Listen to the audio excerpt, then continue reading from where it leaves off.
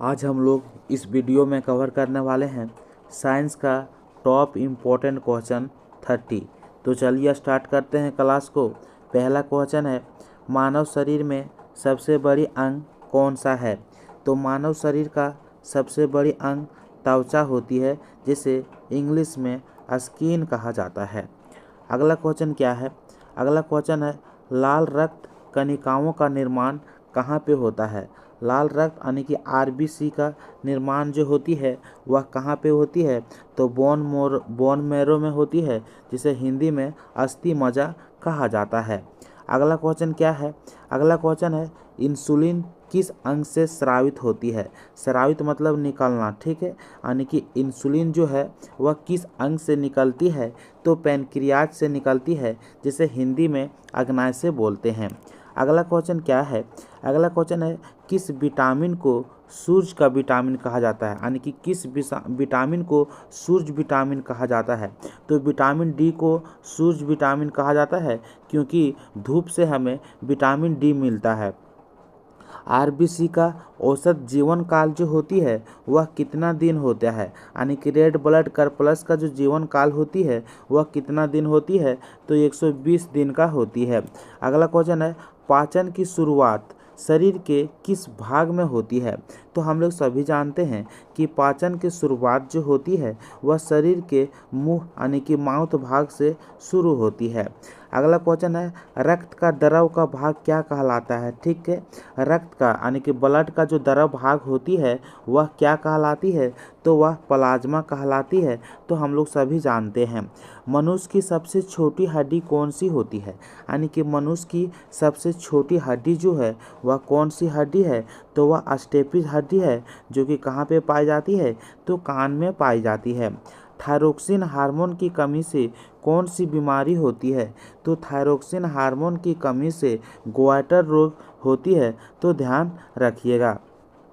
अगला क्वेश्चन क्या है? मनुष्य में भोजन को ऊर्जा में बदलने की प्रक्रिया क्या कहलाती है? ठीक है, मनुष्य जब भोजन करता है तो भोजन के बाद ऊर्जा में बदलने की प्रक्रिया को क्या कहलाती है? तो वह प्रक्रिया कहलाती है सेलुलर एस्पिरेशन, ठीक है, यानी कि कोशिकीय श्वसन कहलाती है। तो आप लोग ध्यान दीजिएगा। अब हम लोग बायोलॉजी से कवर कर रहे थे 10 क्वेश्चन, वो कंप्लीट हो गया। अब हम लोग फिजिक्स से टॉप 10 क्वेश्चन को डिस्कस करते हैं। बल की एसआई मात्रा क्या होती है? न्यूटन होती है, क्योंकि यह क्वेश्चन बार बार रिपीट होती है। प्रकाश की गति क्या होती है? तो प्रकाश की गति जो होती है वह मीटर पर सेकेंड में होती है। द्रव्यमान और भार में क्या अंतर होती है? तो समझिएगा, द्रव्यमान और भार में क्या अंतर होती है, यहाँ से क्वेश्चन एग्जाम में बार बार रिपीट होती है। द्रव्यमान जो होती है वह हमेशा यानी कि हर जगह स्थिर मिलेगा, ठीक है, यानी कि स्थिर रहेगा। और भार जो होता है वह गुरुत्वाकर्षण पर निर्भर करती है। तो दोनों का अंतर याद रखिएगा। विद्युत धारा का एसआई मात्रक क्या होती है? तो विद्युत धारा का एसआई मात्रक जो होती है वह एम्पियर होती है। दर्पण में बनी आभासी छवि जो होती है वह कैसे होती है? तो हम लोग सभी जानते हैं कि दर्पण में जो बनती है छवि, जो दर्पण में आभासी छवि बनती है वह कैसी होती है?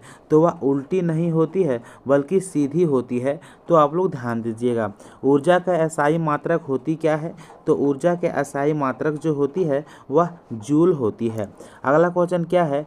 किस धातु पर पारा नहीं जमता है? तो ऐसा कौन सी धातु है जिस पर मर्क्यूरी नहीं जमता है? तो वह कांच है। किसी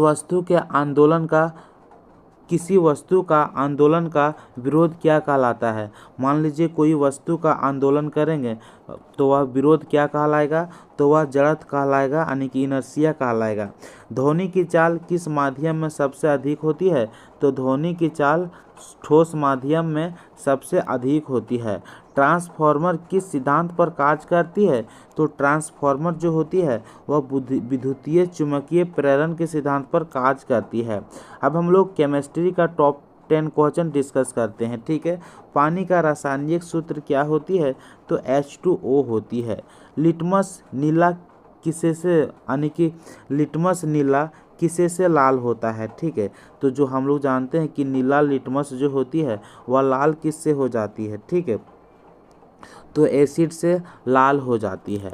बेकिंग सोडा का रासायनिक नाम क्या है, तो सोडियम बाइकार्बोनेट है बेकिंग सोडा का रासायनिक नाम। फॉर्मूला इसका NaHCO3 होता है, यानी कि सोडियम बाइकार्बोनेट के नाम से इसे जानते हैं। एलपीजी का मुख्य घटक क्या होती है, तो एलपीजी का मुख्य घटक जो होती है वह ब्यूटेन और प्रोपेन होती है, तो हम लोग सभी जानते हैं। लोहे में जंग लगना किसका उदाहरण है, तो लोहे में जंग लगना ऑक्सीडेशन का उदाहरण है, यानी कि ऑक्सीकरण का उदाहरण है। चूने का रासायनिक नाम क्या है, तो चूने का रासायनिक नाम जो है वह क्विक लाइम है, जिसे कि बोला जाता है COO, ठीक है, क्विक लाइम। अब हम लोग बात करते हैं सोडियम क्लोराइड का रासायनिक नाम क्या है, यानी कि सोडियम क्लोराइड NaCl का जो रासायनिक नाम है वह क्या है, तो वह नमक है, जिसे हम लोग सॉल्ट बोलते हैं। अब हम लोग अगला क्वेश्चन डिस्कस करते हैं, सबसे हल्की धातु कौन सी है, सबसे हल्की धातु कौन सी है, तो सबसे हल्की धातु जो होती है वह लिथियम होती है। आप लोग ध्यान में रखिएगा।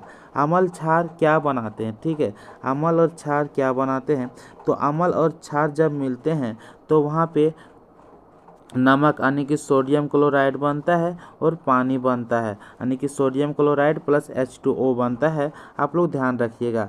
स्टील जो है सो किसका मिश्र धातु है, तो हम लोग जानते हैं कि स्टील जो है लोहा और कार्बन का मिश्र धातु है।